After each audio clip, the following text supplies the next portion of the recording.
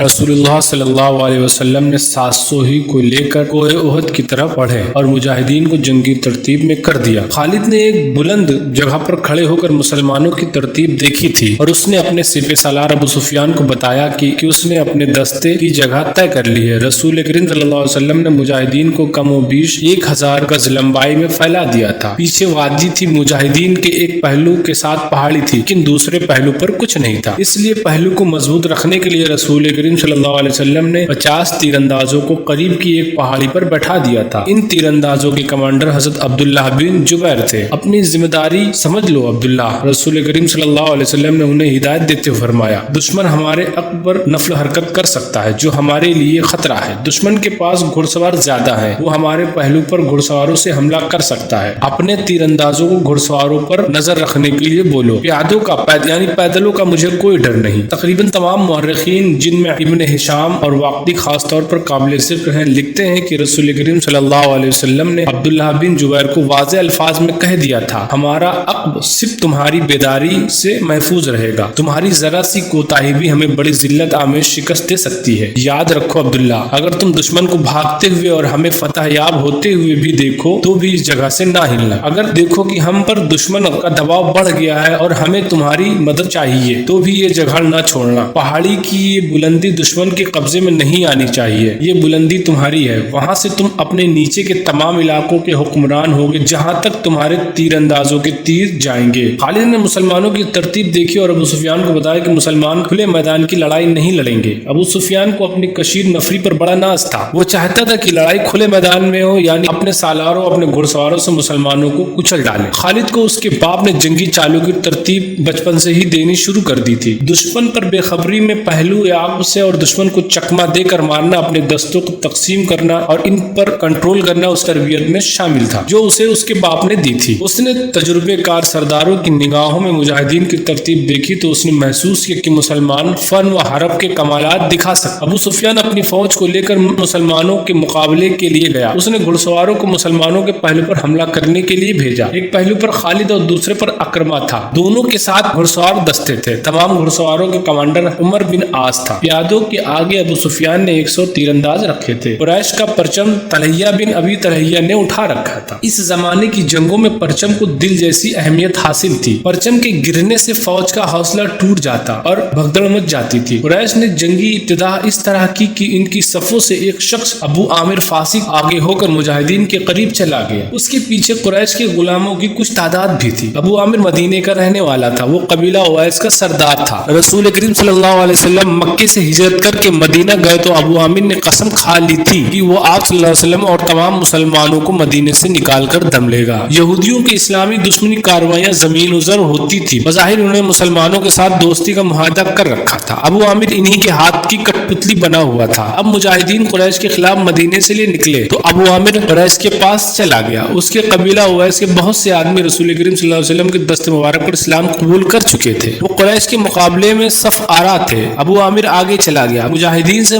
बुलंद आवाज में मुखातिब हुआ। रसूल करीम सल्लल्लाहु अलैहि वसल्लम ने उसे फासिक का खिताब दिया था। कबीला उवैस के गैरतमंद बहादुर अबू आमिर फासिक ने कहा, तुम मुझे यकीनन पहचानते हो मैं कौन हूँ, मेरी बात गौर से सुन लो। वो अपनी ललकार पूरी न कर पाया था कि मुजाहिद इस्लाम की सबसे कबीला उवैस का एक मुजाहिद की आवाज गरजी, ओ फासिक बदकार, हम तेरे नाम पर थूक चुके हैं। खालिद को वो वक्त याद आ रहा था मुजाहिद इस्लाम के सबसे अबू आमिर और उसके साथ गए हुए गुलामों पर पत्थरों की बौछार शुरू हो गई। मुअर्रिख लिखते हैं कि पत्थर बरसाने वाले कबीला उवैस के मुजाहिद थे। अबू आमिर और गुलाम जो मुजाहिदीन के पत्थरों की जद में आ गए वो पीछे हटे और भाग खड़े हुए। यहूदी मदीने में बैठे लड़ाई की खबरों का इंतजार कर रहे थे। वो अपनी कामयाबी की खबर सुनने के लिए बेताब। अभी उन्हें मालूम न था कि अबू आमिर फासिक संसार कर दिया गया है। अबू आमिर फासिक के इस वाक़ये से पहले वो औरतें जो कुरैश के लश्कर से साथ गई थी लश्कर के दरमियान खड़ी होकर सुरीली आवाज से गीत गा रही थी जिनमें जंगे बदर में मारे जाने वाले कुरैश का जिक्र ऐसे अल्फाज में किया गया था कि सुनने वालों का खून खौलता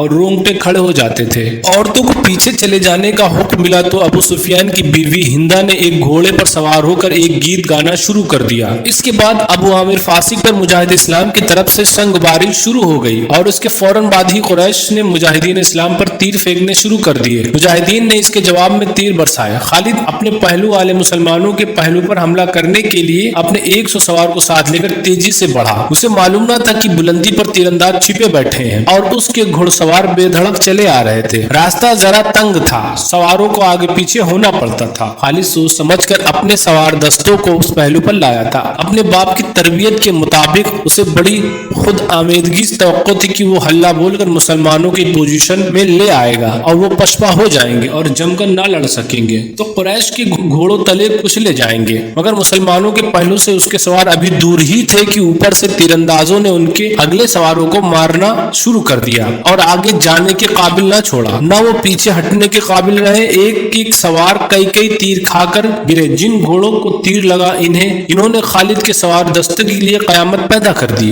पीछे वाले सवारों ने घोड़े मोड़े और वो पछपा हो गए और भाग खड़े हुए। इधर कुरैश की औरतों ने ढोलक की थाप पर वही गीत गाना शुरू कर दिया जो हिंदा ने गाया था। मुअर्रिख लिखते हैं कि अरबी जंगजू उस वक्त रवाज के मुताबिक एक एक जंगजू के लड़ने का वक्त पेश आया। सबसे पहले कुरैश का परचम बरदार तलहिया बिन तलहिया ने आगे जाकर मुजाहिद इस्लाम को ललकारा कि उसके मुकाबले के लिए किसी को आगे भेजो। आ मेरे दीन के दुश्मन। हजरत अली रज़ी अल्लाह ताला अन्हु ने तन्हा होकर झोंकी की तरह आगे आया और आकर कहा, मैं आता हूँ तेरे मुकाबले के लिए। तलहिया अपने कबीले का परचम लिए था। तलवार लहराते हुए आगे आया और उसने वार किया। उसका वार हवा को चीरता हुआ गुजर गया। वो अभी संभल ही रहा था कि हजरत अली रज़ियल्लाहु ताला अन्हु ने तलवार से उसे ऐसा गहरा जख्म लगाया कि पहले उसका परचम गिरा, फिर वो खुद गिरा। कुरैश का एक आदमी दौड़ा आया और वो परचम उठाकर पीछे चला गया। हजरत अली रज़ियल्लाहु ताला अन्हु उसे भी गिरा सकते थे, मगर इनफरादी यानी अकेले मुकाबले में ये रवायत ना थी। तलैया को उठाकर उसे पीछे ले आए। उसके खानदान का एक आदमी आगे बढ़ा, मैं इंतकाम लेने का पाबंद हूँ। वो ललकार कर आगे आया, अली आ मेरे तलवार की काट दे। हजरत अली रज़ियल्लाहु ताला अन्हु खामोशी से उसके मुकाबले पर आ गए। दोनों ने एक दूसरे की आंखों में आंखें डाली और एक चक्कर काटा। फिर इनकी तलवारें आपस में टकराने लगी और उसके बाद सब ने देखा कि हजरत अली रज़ियल्लाहु ताला अन्हु की तलवार से खून टपक रहा था और इसका मद्दे मुकाबिल जमीन पर गिरा पड़ा था।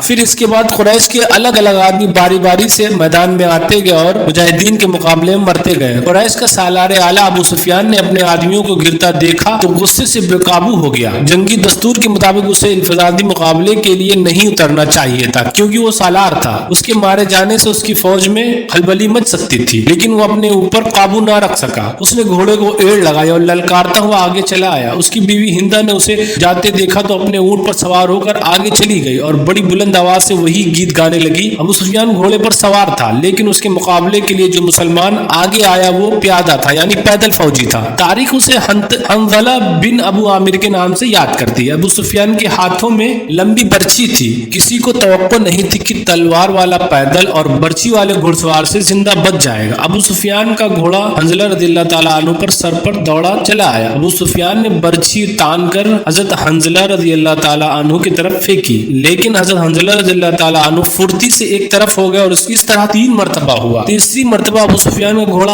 आगे निकल गया तो हजरत हंज़ला रज़ियल्लाहु ताला अन्हु उसके पीछे दौड़ पड़े। घोड़ा रुककर पीछे को मुड़ा तो हजरत हंज़ला रज़ियल्लाहु ताला अन्हु उस तक पहुंच चुके थे। अबू सुफियान उसे देख ना सका था। हंज़ला